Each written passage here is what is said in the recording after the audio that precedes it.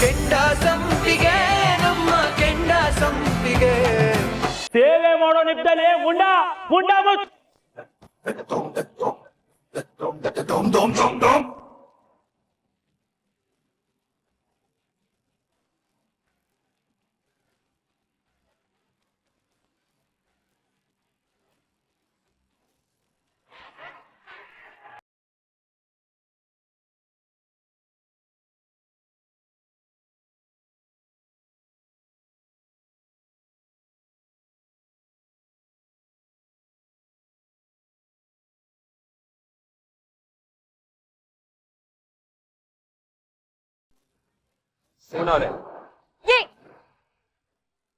ಇನ್ನೊಂದು ಮಾತು ನನ್ ಬಗ್ಗೆ ಕೆಟ್ಟದಾಗ ಮಾತಾಡಿದ್ರು ನಾಲ್ಗೆ ಕತ್ತರಿಸ್ಬಿಡ್ತೇನೆ.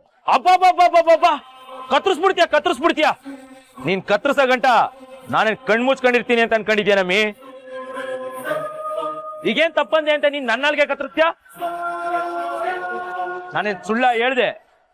ಈ ಕೋಟ್ಯಾಧಿಪತಿ ಏನು ಗತಿ ಇಲ್ದಿರೋ ನಿನ್ನಿಂದ ಯಾಕೆ ಬಿದ್ದವನೇ? ಎಲ್ರು ನಿನ್ ಹಂಗೆ ಜೊಲ್ಸೋರ್ ಇರ್ತಾರೆ ಅನ್ಕೊಂಡಿದ್ಯಾ? ಯಾಕೆ ಇವನ್ಗೇನ್ ವಯಸ್ಸಿಲ್ವಾ ಇಲ್ಲ ಗಂಡ್ಸಲ್ವಾ?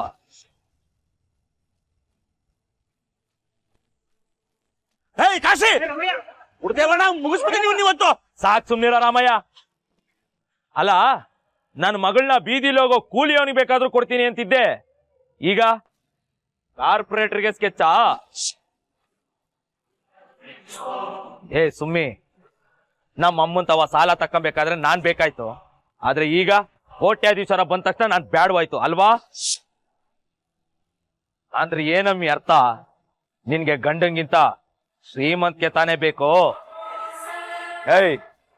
ಮುಚ್ಚೋ ಬಾಯಿ. ಲೇ ಶಗಣೇನ್ ಹುಳ, ಮಾತನ್ಯಾಗ ಒಂಚೂರು ಖಬರ್ ಇಟ್ಕೋ, ಇಲ್ಲ ಅಂದ್ರ ನಾಲ್ಗಿ ಕಿತ್ತು ಕೈಯಾಗ ಕೊಡ್ತಾರ ನಮ್ ಸಾಹೇಬ್ರು. ತೀರ್ಥ, MLA ಎಲೆಕ್ಷನ್ ಗೆಲ್ಲೋದಂದ್ರೆ ವಾರ್ಡ್ ಎಲೆಕ್ಷನ್ ಗೆಲ್ಲೋಷ್ಟು ಸುಲಭ ಅಂತ ಅನ್ಕೊಂಡಿದ್ಯಾ? ಅದ್ ಎಲೆಕ್ಷನ್ ಅಲ್ಲಿ ಗೆದ್ದಾಗ ಗೊತ್ತಾಗುತ್ತೆ. ನಾನ್ ನಿಮ್ ತರ ಕಚ್ಚಿಡುವಾಗ ಪ್ರಚಾರ ಮಾಡಲ್ಲ. ನ್ಯಾಯವಾಗಿ ಓಟ್ ಕೇಳ್ತೀನಿ, ಕೆಲ್ಸ ಮಾಡ್ತೀನಿ ಅನ್ನೋ ಭರವಸೆ ಕೊಡ್ತೀನಿ. ಮಾಡ್ತಿದ್ದೀರಾ ಸ್ವಾಮಿ, ಮಾಡ್ತಿದ್ದೀರಾ. ನಿಮ್ ಕೆಲ್ಸನ ನೀವು ಚೆನ್ನಾಗೇ ಮಾಡ್ತಿದ್ದೀರಾ. ಸುಮ್ನವ್ರೆ, ಶಾಂತವಾಗಿರಿ. ಅವ್ನ್ ಬೇಕು ಅಂತ ಜಗಳ ಕಿಳಿತಾ ಇದ್ದಾನೆ. ಏನ್ ಸ್ವಾಮಿ, ಏನ್ ಶಾಂತವಾಗಿರೋದು? ನನ್ನ ಮಗಳ ಹೆಸರನ್ನ ಬೀದಿಲಿ ಹರಾಜಾಗ್ತಾ ಇದ್ದಾನೆ ಈ ಬಡ್ಡಿ ಮಗ. ಅದನ್ನ ಕೇಳ್ಕೊಂಡು ನಾವು ಶಾಂತವಾಗಿರ್ಬೇಕು. ಇದಕ್ಕೆ ಕಣವ, ಇದಕ್ಕೆ ಇಂಥ ರಾಜಕೀಯದವ್ರ ಸವಾಸ ಬೇಡ ಅಂತ ಹೇಳಿದ್ದು. ಬಾ ಮಗಳ ಮನೆಗೆ ಹೋಗೋಣ. ಕಾಶಿ, ನೀನ್ ಮಾಡ್ತಾ ಇರೋ ಕೆಲ್ಸದಿಂದ ಒಂದ್ ಹೆಣ್ಣಿನ ಜೀವನ ಹಾಳಾಗುತ್ತೆ ಅನ್ನೋ ಯೋಚನೆ ನಿಂಗಿರ್ಲಿ. ಹಾಳಾಗ್ಲಿ, ಯಕ್ಕುಟ್ಟೋಗ್ಲಿ, ಅದ್ ಯಾವನ್ ಬಂದು ಉಳ್ಳ ಮದುವೆ ಆಯ್ತಾನೆ ಅಂತ ನಾನು ನೋಡ್ತೀನಿ. ಲೇ ಮುದ್ಯ, ನಾನು ನಿನಗೆ ಮಾತು ಕೊಟ್ಟಿದ್ದೀನಿ ತಾನೆ, ನೀನ್ ನನ್ನ ಮನೆ ಬಾಗ್ಲು ತಾವು ಬತ್ತೀಯ, ನಾನು ಕಾಲು ಹಿಡ್ಕೊಂಡು ನನ್ನ ಮಗಳು ಬಾಳ್ನ ಬಂಗಾರ ಮಾಡುವಂತ ಬೇಡ್ಕೋತೀಯ. ಆಗ್ಲೇ ಕಂಡ್ಲ ನೀನು ಮಗಳ ಕೊಳ್ಳಿಗೆ ನಾನು ತಾಳಿ ಕಟ್ಟೋದು. ಮುಚ್ಚೋ ಬಾಯಿ. ಸುಮ್ನಿದ್ದಷ್ಟು ಮಾತಾಡ್ತಾನೆ ಇದೆಯಾ? ನಿನ್ ಉದ್ದೇಶ ಏನು? ಸುಮನ ಅವರು ಬೇರೆ ಯಾರನ್ನೂ ಮದುವೆ ಆಗ್ಬಾರ್ದು ಅಂತಲ್ವಾ? ಈಗ ಹೇಳ್ತೀನಿ ಕೇಳು, ಸುಮನ ಅವ್ರ ಮದುವೆ ಆಗೇ ಆಗತ್ತೆ.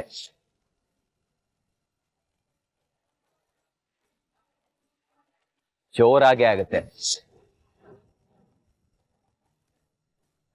ಸುಮನ ಅವ್ರ ಒಳ್ಳೆ ಗಂಡನ್ನ ನಾನ್ ಹುಡುಕ್ತೀನಿ.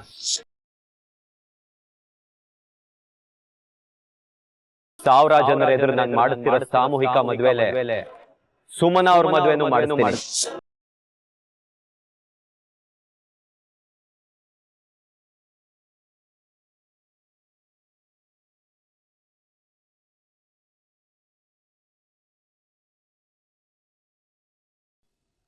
ಸಾಹೇಬ್ರ, ಸುಮ್ನಕ್ಕನ ಬಗ್ಗೆ ಯೋಚನೆ ಮಾಡಕತ್ತೀರಿ?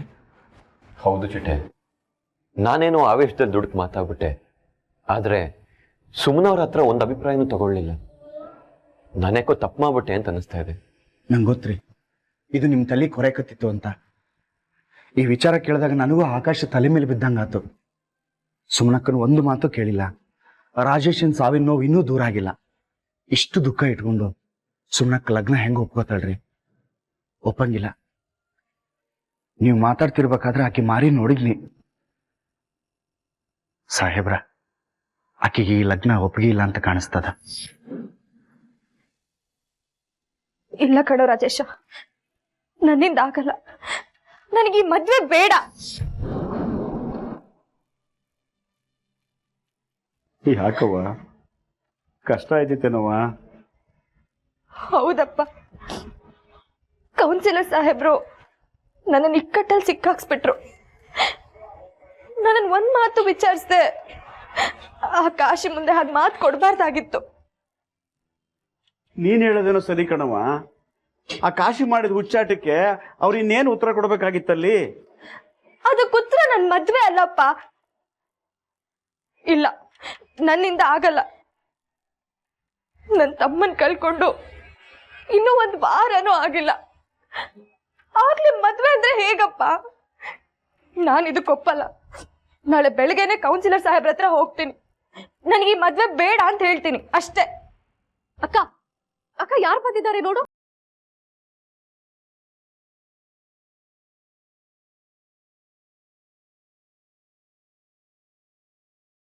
ಸುಮನ್ ಅವರೇ, ನಾನು ಮಾತಾಡಿದ್ದು ನಿಮಗೂ ನಿಮ್ಮ ಮನೆಯವ್ರಿಗೂ ಬೇಜಾರಾಗಿರ್ಬೋದು.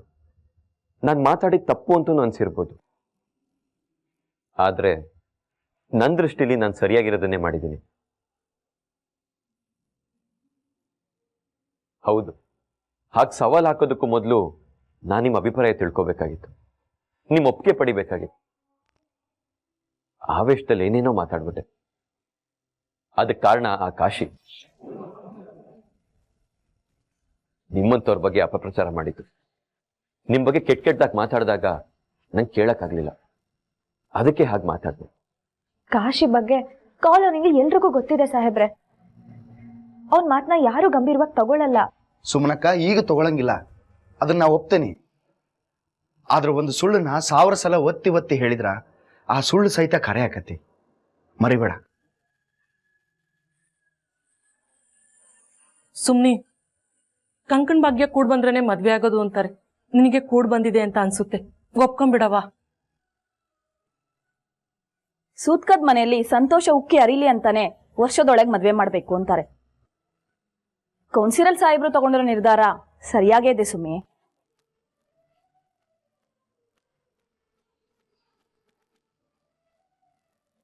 ಸುಮನಕ್ಕ, ನಿಂಗೆ ಗೊತ್ತಾ, ರಾಜೇಶ ನಿನ್ ಮದ್ವಿನ ಕಾಲೋನಿನ ನೋಡು ಹಂಗ ಮಾಡ್ತೀನಿ ಅಂತ ಹೇಳಿದ್ದ.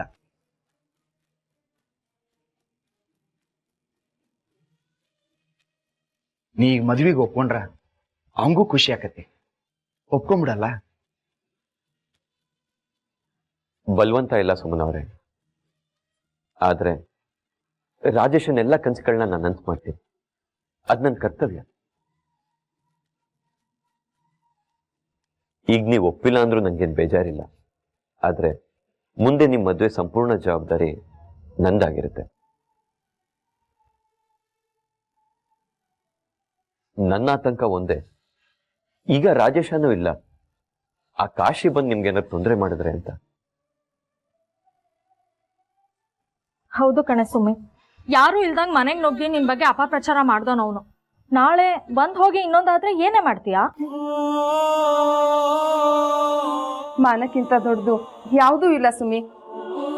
ನೀನ್ ಹಿಂಗೆ ಇದ್ರೆ ಆ ಪಾಪಿ ಹೆಜ್ಜೆ ಹೆಜ್ಜೆಗೂ ನಿನ್ ಮಾನ ತೆಗಿತಾನೆ.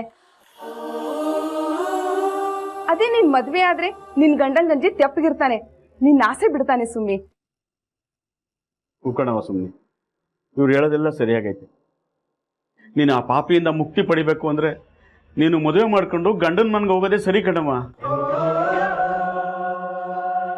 ಇದನ್ನ ರಾಜೇಶನ್ ಕೊನೆಯಸೆ ಅಂತ ಅನ್ಕೊಂಡು, ಈ ಮಾತನ್ನೆಲ್ಲ ರಾಜೇಶ ನನ್ನಿಂದ ಹೇಳ್ಸಿರ್ಬೋದು, ಯಾರು ಗೊತ್ತು.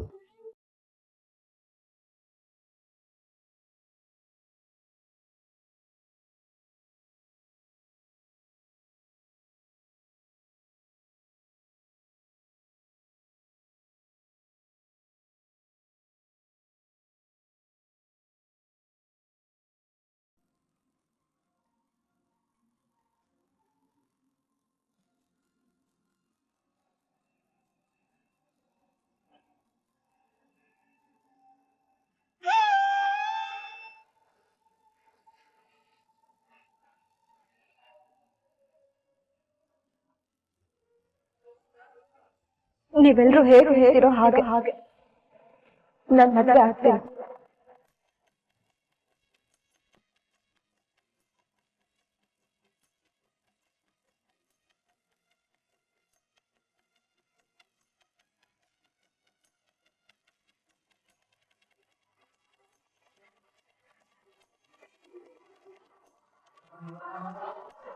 ರಾಜೇಶ ನನ್ ಮದ್ವೆ ಆಗ್ತೀನಿ.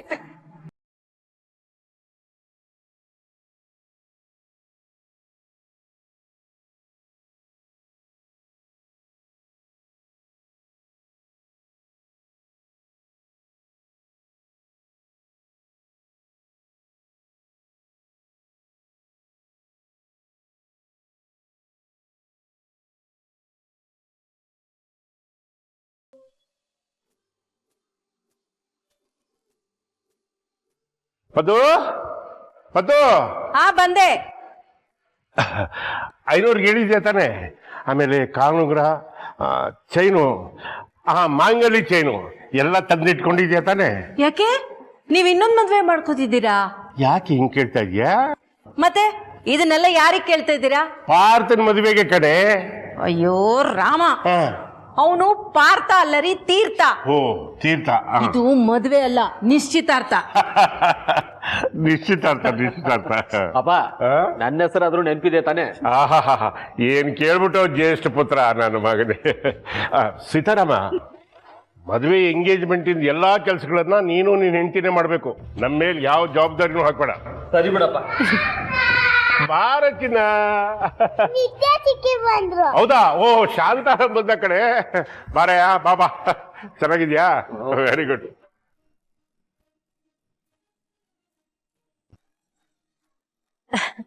ಇದೇನಮ್ಮ ನಿತ್ಯ, ಇಡೀ ಮಾಲೆ ತಂದ್ಬಿಟ್ಟಿದ್ಯಾ? ಸರಿ ಒಳಗ್ ಬನ್ನಿ. ಬನ್ನಿ ಅಣ್ಣ. ಬನ್ನಿ ಬನ್ನಿ.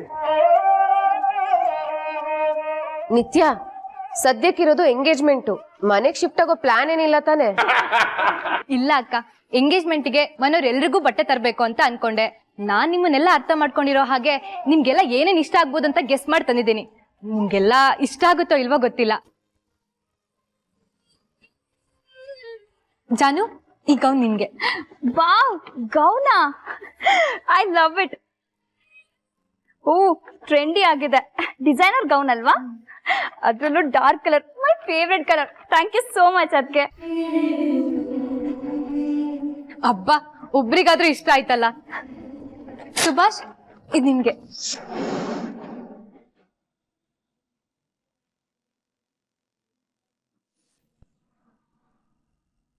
ಫಸ್ಟ್ ಟೈಮ್ ಗಿಫ್ಟ್ ಕೊಡ್ತಿದ್ದೀನಿ, ಬೇಡ ಅನ್ಬೇಡ. ತಗೊಳ.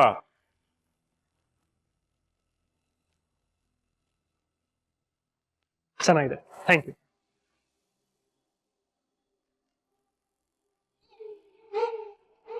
ಬಾಬಾ, ಇದು ನಿಮ್ಗೆ. ಓ, ನನ್ಗ ಎಕ್ಸ್ಪೆಕ್ಟೇ ಮಾಡ್ತಿಲ್ಲ. ಅಲ್ಲ, ನನಗೆಲ್ಲ ಯಾಕೆ ಬೇಕಾಗಿತ್ತು? ದೊಡ್ಡವ್ರಿಗೆಲ್ಲ ಚಿಕ್ಕವ್ರಿಗೆ ತಂದಿದ್ರೆ ಆಗಿರೋದು.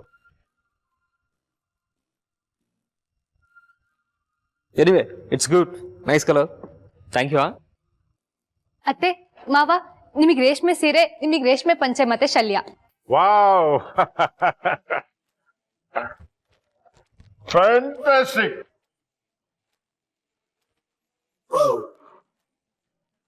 ಸಾಂಪ್ರದಾಯಿಕ ಉಡುಗೆ ತೊಡುಗೆ, ಯಾವ ಕಾರ್ಯಕ್ಕೆ ಯಾವ ಬಟ್ಟೆ ಹಾಕೋಬೇಕು ಅನ್ನೋದನ್ನ ಚೆನ್ನಾಗಿ ಕಲ್ತಿದ್ಯಾ ಮಗಳೇ. Thank you very much. ಸೀರೆ ಕಲರ್ ತುಂಬಾ ಚೆನ್ನಾಗಿದೆ, ನನಗ್ ತುಂಬಾ ಇಷ್ಟ ಆಯ್ತು. ಥ್ಯಾಂಕ್ ಯು ಮಾ. ನನಗ್ ಬೇಜಾರಾಗ್ಬಾರ್ದಂತ ನೀವೆಲ್ಲ ಹೀಗೆ ಹೇಳ್ತಿಲ್ಲ ತಾನೆ? ಛೇ, ಹಾಗೇನಿಲ್ಲಮ್ಮ, ತುಂಬಾ ಚೆನ್ನಾಗಿದೆ, ನನ್ಗಿಷ್ಟ ಆಯ್ತು. Very good. ಇವಳು ಒಪ್ಪದ ಮೇಲೆ ಇಡೀ ಕರ್ನಾಟಕನೇ ಒಪ್ಕೊಂಡಾಗೆ ಏನಂತ್ಯಾ? ಸರಿಯಾದ ಉತ್ತರ ಅಕ್ಕ ಕೊಡ್ತಾರೆ. ಸಾಧನಕ್ಕ, ನಿಮ್ಗೂ ತಂದಿದ್ದೀನಿ. ಸಾರಿ ನಿತ್ಯ, ಐ ಆಮ್ ನಾಟ್ ಇಂಪ್ರೆಸ್ಡ್. ಗೊತ್ತು, ನಾನ್ ನಿಮ್ಮಷ್ಟು ಅಪ್ಡೇಟೆಡ್ ಅಲ್ಲ. ನಿಮಗೆ ಈ ಕಲರ್ ಪ್ಯಾಟರ್ನ್ ಇಷ್ಟ ಆಗಿಲ್ಲ ಅಂದ್ರೆ ಹೇಳಿ, ಎಕ್ಸ್ಚೇಂಜ್ ಮಾಡಿ ತಂದ್ಕೊಡ್ತೀನಿ.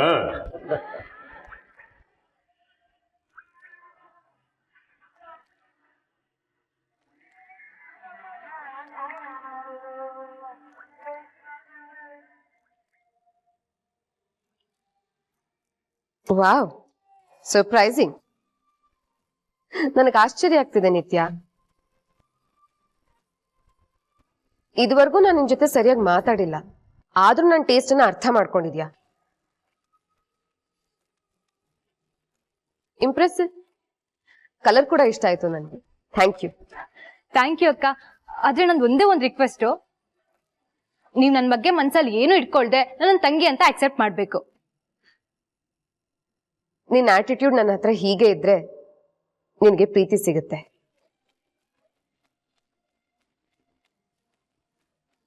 ಆಕ್ಷನ್ಗೆ ರಿಯಾಕ್ಷನ್ ಕೊಡ್ತೀನಿ ನಾನು, ಯಾರಿಗೂ ಹರ್ಟ್ ಮಾಡೋದಿಲ್ಲ. ಒಂಥರ ಕನ್ನಡಿ ಇದ್ದ ಹಾಗೆ.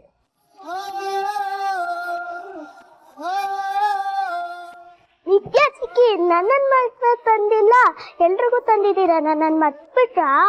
ಪುಟ್ಟೆ ಇಂಜನ್ನ ಮರಿತೀನಾ? ನಿನ್ಗೂ ತಂದಿದ್ದೀನಿ, ತಗೋ.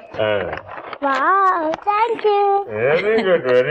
ರೀ, ನಿತ್ಯನ ಈ ಮನೆಗೆ ಆ ದೇವ್ರೇ ಕಳ್ಸ್ಕೊಟ್ಟಿದ್ದಾನೆ ಅನ್ಸತ್ತೆ. ನನ್ಗಂತೂ ಮನ್ಸು ತುಂಬಿ ಬಂತು ರೀ. ಅಮ್ಮ, ನೀನ್ ನಮ್ಮ ಮನೆ ಹೊಸಲು ತುಳಿದಲ್ಲಿ ಇದ್ರು ನಮ್ಮೆಲ್ಲರ ಹೃದಯಕ್ಕೂ ಪ್ರವೇಶ ಮಾಡ್ಬಿಟ್ಟೆ ಕಣಮ್ಮ. ನಿನ್ನನ್ನು ನೋಡಿ ನನಗೆ ಹಾಲು ಕೊಡೋದಷ್ಟೇ ಸಂತೋಷ ಆಗಿದೆ. ತಾಯಿಲ್ಲದ ಮಗಳಾದ್ರೂ ಶಾಂತ ಒಳ್ಳೆ ಸಂಸ್ಕಾರ ಕೊಟ್ಟಿದ್ಯಾ ಕಣಯ್ಯ. Good, very good. ನನ್ನ ಮಗಳು ನಿನ್ನ ಮನೆಗೆ ಸೊಸೆಯಾಗಿ ಬರ್ತಾ ಇರೋದು ನನ್ನ ಸೌಭಾಗ್ಯ ಕಣೋ. Thank you. ನಿತ್ಯ, ಎಲ್ರಿಗೂ ಡ್ರೆಸ್ ಕೊಟ್ಟೆ, ಆದ್ರೆ ನಮ್ಮ ಮದುಮಗನಿಗೆ ಡ್ರೆಸ್ ತಂದಂಗಿಲ್ಲ. ಅವ್ರಿಗೆ ತರದೇ ಇರ್ತೀನ ಭಾವ, ಅವರಿಗೂ ತಂದಿದ್ದೀನಿ. ಆದ್ರೆ ಅದು ಸಸ್ಪೆನ್ಸ್, ನಾನು ಅದನ್ನ ಅವ್ರ ಕೈಗೆ ಕೊಡ್ಬೇಕು. ಹೋ, ಅವನ ಕೈಗೇನೆ ಕೊಡ್ಬೇಕಾ? ಹಾಗಿದ್ರೆ ನೀನು ನಾಳೆ ಬೆಳಿಗ್ಗೆ ಕಲ್ಯಾಣ ಮಂಟಪದಲ್ಲೇ ಕೊಡ್ಬೇಕಾಗತ್ತೆ, ಓಕೆನಾ? ಯಾಕೆ ಭಾವ? ಇನ್ನೇನು, ಇತ್ತೀಚೆಗೆ ಅವ್ನು 5 ನಿಮಿಷನೂ ಮನೆಯಲ್ಲಿ ಇರ್ತಾ ಇಲ್ಲ. ಎಲೆಕ್ಷನ್ ಕೆಲಸ ಅಂತ ಫುಲ್ ಬಿಸಿ. ಕೇಶವ, ಏನೋ ಇದು ಜಯರಾಮ್ ಹೀಗೆ ಹೇಳ್ತಾ ಇದ್ದಾನೆ? ತೀರ್ಥ ಎಂಗೇಜ್ಮೆಂಟ್ಗಾರು ಬರ್ತಾನೋ ಇಲ್ವೋ? ಏನು ಶಾಂತ ಹಿಂಗ್ ಮಾತಾಡ್ತಾ ಇದ್ಯಾ? ಅವನು ಒಪ್ಪಿಗೆ ತಗೊಂಡೆ ಕಣೋ ಇಷ್ಟೆಲ್ಲ ಮಾಡ್ತಾ ಇರೋದು. ಎಲೆಕ್ಷನ್ ಹತ್ರ ಇರೋದ್ರಿಂದ ಸ್ವಲ್ಪ ಬ್ಯುಸಿಯಾಗಿದ್ದಾನಷ್ಟೇ. ಟೆನ್ಷನ್ ಮಾಡ್ಕೊಳ್ಳುವಂಥದ್ದು ಏನು ಇಲ್ಲಪ್ಪ. ನಿತ್ಯ, ಇನ್ನೇನು ಅವನು ಬಂದ್ಬಿಡ್ತಾನೆ. ಅವನು ಬಂದ್ಮೇಲೆ ಅವನ ಕೈಲೇ ಡ್ರೆಸ್ ಕೊಟ್ಬಿಡು.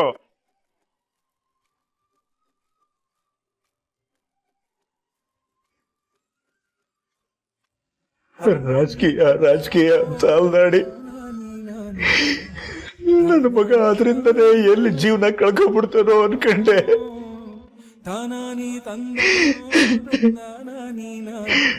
ಹಾಳು ರಾಜಕೀಯದಿಂದಲೇ ಜೀವ ಕಳ್ಕೊಂಡಲ್ಲ ಅಂತ ಆ ದೇವ್ರಿಗೆ ಶಾಪ ಹಾಕ್ಬಿಟ್ಟಿದ್ದೀನಿ ಮಗನೇ. ಮಗನೇ, ನೀನು ಹೋದ್ಮೇಲೆ ನಿನ್ನ ಹೆಸರಲ್ಲಿ ಎಂತೆಂತ ಒಳ್ಳೊಳ್ಳೆ ಕೆಲಸಗಳು ನಡೀತಾವ ಗೊತ್ತೇನೋ ಮಗನೇ. ನಿನ್ ಜೀವ ತ್ಯಾಗ ಮಾಡಿ ನಿಮ್ಮ ಅಕ್ಕನ ಜೀವನಕ್ಕೆ ಒಬ್ಳಿಗೆ ಅಲ್ಲ ಕಣೋ, ಈ ಕಾಲೋನಿರೋ ಎಷ್ಟೋ ಅಕ್ಕಂದ್ರಿಗೆ, ಅವ್ರ ಕುಟುಂಬಗಳಿಗೆ ನಿನ್ ದಾರಿ ಆಗ್ಬಿಟ್ಟೆ ಮಗನೇ, ನಿನ್ ದಾರಿ ಆಗ್ಬಿಟ್ಟೆ ಮಗನೇ. ಅಪ್ಪ, ಅಕ್ಕನ ಮದುವೆ ಹೆಂಗ್ ಮಾಡ್ತೀನಿ ನೋಡು, ಇಡೀ ಕಾಲೋನಿ ಜನನೇ ತಿರುಗಿ ನೋಡಂಗ್ ಮಾಡ್ತೀನಿ ಅಂತ ಹೇಳ್ತಿದ್ದಲ್ಲೋ ಮಗನೇ. ಇಡೀ ಕಾಲೋನಿ ಜನನೇ ನಿನ್ನ ಬಗ್ಗೆ ಮಾತಾಡ್ಕೊಳಂಗ ಆಯ್ತಲ್ಲಪ್ಪ. ನೀನಿರ್ಬೇಕಿತ್ತು ಮಗನೇ, ನೀನಿರ್ಬೇಕಿತ್ತು ಮಗನೇ. ಅಕ್ಕ, ಕಾಲೋನರ್ ಎಲ್ರು ಒಪ್ಸಿದ್ರು ಅಂತ ನೀನೇನೋ ಮದ್ವೆಗೆ ಒಪ್ಕೊಂಡ್ಬಿಟ್ಟೆ. ಆದ್ರೆ ಗಂಡ ಯಾರು, ಏನ್ ಮಾಡ್ತಾನೆ, ಹೇಗಿದ್ದಾನೆ ಅಂತಾನೂ ತಿಳ್ಕೊಳ್ದೆ ಅದ್ ಹೇಗೆ ಒಪ್ಗೆ ಕೊಟ್ಟೆ? ನನಗೆ ಕೌನ್ಸಿಲರ್ ಸರ್ ಮೇಲೆ ನಂಬಿಕೆ ಇದೆ ಕಣೆ ರಾಜಿ. ಅವರು ಹೆಣ್ಣಿನ ಮನಸ್ಸನ್ನ ತುಂಬಾ ಚೆನ್ನಾಗಿ ಅರ್ಥ ಮಾಡ್ಕೊಂಡಿದ್ದಾರೆ. ನಿನಗೆ ನೆನಪಿದ್ಯಾ, ಕಾಶಿ ನನ್ನ ಕುತ್ತಿಗೆ ತಾಳಿ ಕಟ್ಟಕ್ ಬಂದಾಗ ಜೀವನದ ಬಗ್ಗೆ, ಹೆಣ್ಣಿನ ಭಾವನೆ ಬಗ್ಗೆ ಎಷ್ಟು ಚೆನ್ನಾಗಿ ಮಾತಾಡಿದ್ರು. ಅಂಥವ್ರು ಕಾಟಾಚಾರಕ್ಕೆ ಹುಡುಗನ ಹುಡ್ಕಲ್ಲ. ನನಗೆ ಅವ್ರ ಮೇಲೆ ನಂಬಿಕೆ ಇದೆ. ಅಪರ ಅಪರ ಸುಮನಕ್ಕ, ಸುಮನಕ್ಕ, ಯವ್ವ ಯವ್ವ ಯವ್ವ, ಇವತ್ತು ನಿನಗೊಂದು ಬಂಪರ್ ಲಾಟ್ರಿ ಹೊಡಿತಂತ ತಿಳ್ಕೊ. ಇನ್ನು ಮೇಲೆ ನಿಮ್ಮ ಮನಿ ನೋವು ಕಷ್ಟ ಎಲ್ಲ ಕಿತ್ಕೊಂಡು ಹೋತಂತ ತಿಳ್ಕೊ ನೀನು. ಬರ್ರಿ ಬರ್ರಿ ಕೂತ್ಕೊರಿ. ರಾಮಯ್ಯ ಅವರೇ ಕೂತ್ಕೊಳ್ಳಿ. ಅಲ್ಲಪ್ಪ ಚಿಟ್ಟೆ ಇವರೆಲ್ಲ ಯಾರು ಯಾಕೆ ಬಂದಾರೆ? ಅಪ್ಪರ ಏನ್ರಿ ಹಿಂಗ್ ಕೇಳ್ತೀರಿ? ಮದ್ವಿ ಗಂಡು ನಿಮ್ ಮಗಳ ಮದ್ವಿ ಮಾತುಕತೆ ಮಾತಾಡಕ್ ಬಂದಾರ. ನಮ್ ಸಾಹೇಬ್ರು ಜಬರ್ದಸ್ತ್ ಆಗಿರೋ ಗಂಡು ಹುಡ್ಕ್ಯಾರ.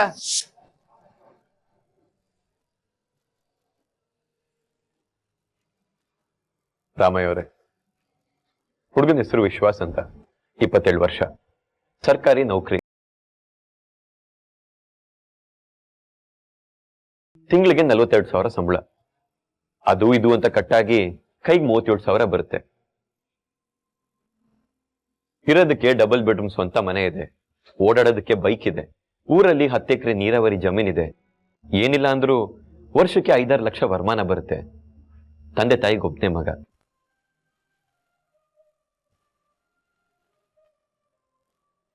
ಅಕ್ಕ, ಹುಡ್ಗ ಚೆನ್ನಾಗಿದ್ದಾನಲ್ವಾ? ಇವರೇ ಹುಡುಗಿ, ಸುಮನಾ ಅಂತ. ಸ್ವಾಭಿಮಾನಿ ಹೆಣ್ಣು, ಇಡೀ ಕಾಲನಿಗೆ ದೇವತೆ ಇದ್ದ ಹಾಗೆ. ಸಂಸ್ಕಾರ, ಗುಣ, ನಡತೆ ಎಲ್ಲಾದ್ರಲ್ಲೂ ಅಪ್ಪಟ ಅಪರಂಜಿ. ಸೌಂದರ್ಯ, ಬುದ್ಧಿವಂತಿಕೆ, ಒಳ್ಳೆತನ ಎಲ್ಲ ಒಂದೇ ಹೆಣ್ಣಲ್ಲಿರಲ್ಲ ಅಂತ ಹೇಳ್ತಾರಲ್ಲ, ಆ ಎಲ್ಲ ಗುಣ ಇವರಲ್ಲಿದೆ. ಇವ್ರು ನಿಮ್ ಮನೆಗೆ ಸೊಸೆಯಾಗಿ ಬಂದ್ರೆ ನಾನ್ ಗ್ಯಾರಂಟಿ ಕೊಡ್ತೀನಿ, ನಿಮ್ ಮನೆಗೆ ಮಹಾಲಕ್ಷ್ಮಿನೇ ಬಂದಾಗಿರುತ್ತೆ.